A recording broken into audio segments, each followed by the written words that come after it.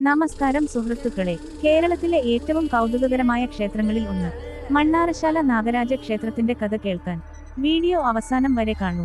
Subscribe ചെയ്യാൻ മറക്കരുതേ. ആലപ്പുഴ ജില്ലയിലെ ഹരിപ്പാട് ഗ്രാമത്തിൽ ഒരു അദ്ഭുത ലോകം ഒളിഞ്ഞിരിക്കുന്നു. മണ്ണാറശാല നാഗരാജ ക്ഷേത്രം. ഇത് സാധാരണ ക്ഷേത്രമല്ല, ഇവിടെ ദേവൻ നാഗരാജാവാണ്. ക്ഷേത്രത്തിനുള്ളിൽ 30,000-ത്തിലധികം നാഗവിഗ്രഹങ്ങൾ സ്ഥാപിച്ചിരിക്കുന്നു. പുരാണ പ്രകാരം സന്താനങ്ങളില്ലാത്തതിന്റെ ദുഃഖവുമായി കഴിഞ്ഞിരുന്ന ബ്രാഹ്മണ ദമ്പതികളായ വസുദേവനും ശ്രീദേവിയും സന്താനലബ്ധിക്കായി സർപ്പരാജാവിനെ പൂജിച്ചു വരികയായിരുന്നു. ഈ സമയത്ത് നാഗരാജാവിന്റെ അധിവാസ സ്ഥലത്ത് കാട്ടുതീയുണ്ടായി. തീയിലകപ്പെട്ട സർപ്പങ്ങളെ ദമ്പതികൾ പരിചരിച്ചു. ദമ്പതികളുടെ പരിചരണത്തിൽ സർപ്പദൈവങ്ങൾ സന്തുഷ്ടരായി. കാട്ടുതീ അണഞ്ഞ് മണ്ണാറശാലയായി എന്നും മന്ദാരച്ചെടികൾ നിറഞ്ഞ ശാല മണ്ണാറശാലയായെന്ന് മറ്റൊരു വിശ്വാസവുമുണ്ട്.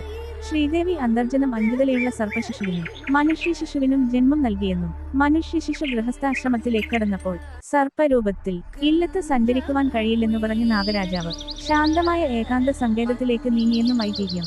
ഇവിടുത്തെ വലിയ പ്രത്യേകത എന്താണെന്നാൽ പ്രധാന പൂജാരി പുരോഹിതനല്ല. മണ്ണാറശാല ഇല്ലത്തെ തല മുതിർന്ന സ്ത്രീയാണ്. വലിയമ്മ എന്ന പേരിലാണ് ഈ പുരോഹിതയായ അന്തർജനം അറിയപ്പെടുന്നത്. സർപ്പദോഷം മാറാൻ, സന്താന പ്രാപ്തിക്ക്, കുടുംബ സൗഖ്യത്തിനായി ആയിരക്കണക്കിന് ഭക്തർ ഇവിടെ എന്നും എത്തുന്നു. പ്രത്യേകമായി തുലാം മാസത്തിലെ ഐല്യ മഹോത്സവത്തിൽ ക്ഷേത്രം മുഴുവൻ ദീപങ്ങളാലും പൂക്കളാലും അലങ്കരിച്ച് വലിയ പ്രമാണത്തോടെ പൂജ നടത്തും. വിശ്വാസം അനുസരിച്ച് ഇവിടെ പ്രാർത്ഥിച്ചാൽ സർപ്പദോഷം മാറുകയും കുടുംബത്തിൽ സന്തോഷവും സമൃദ്ധിയും വരികയും ചെയ്യുമെന്നാണ്. വീഡിയോ ഇഷ്ടമായെങ്കിൽ ലൈക്ക് ചെയ്യൂ. ഈ കഥ സുഹൃത്തുക്കളുമായി ഷെയർ ചെയ്യൂ. മറ്റു കൗതുകകരമായ ക്ഷേത്രകഥകൾക്കായി ചാനൽ സബ്സ്ക്രൈബ് ചെയ്യാൻ മറക്കരുതേ. നന്ദി.